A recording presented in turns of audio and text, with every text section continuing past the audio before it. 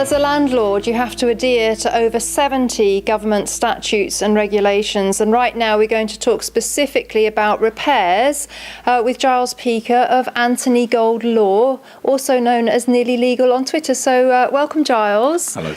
Now, what do landlords have as an obligation when it comes to doing repairs for tenants? The main obligation is under Section 11 of the Landlord and Tenant Act 1985, and that can't be avoided. And that is to repair the structure and exterior of the property and to ensure that installations for gas, water, electricity and space heating are in repair. And that includes things like doors, windows and even the plaster on the walls.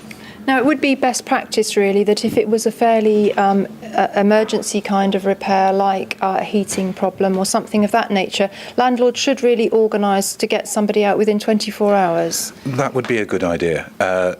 You have what's called a reasonable time to do repairs once a problem has been notified. And in the case of something like a burst water tank or a lack of heating, particularly in winter, if there's children, a reasonable time is a very short time indeed.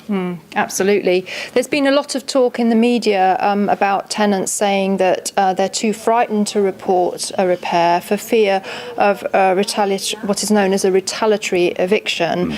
And I don't know what your thoughts are, but I believe that it's only the very minority of rogue landlords that would adopt such a ridiculous attitude. One would hope so. I mean, sadly it does happen, and certainly I hear of cases.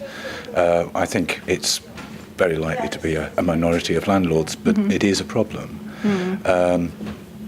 It's foolish. It's simply putting off the problem until a later stage.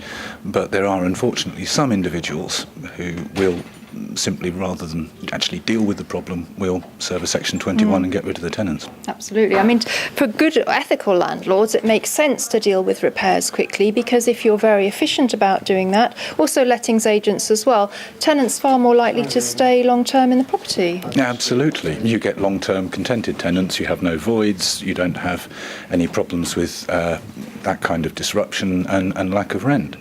And indeed, you're maintaining the property, you're maintaining the investment. But, as I say, there are some, unfortunately, few, thankfully, who don't see it that way. And where can landlords find more information about Section 11 regulations?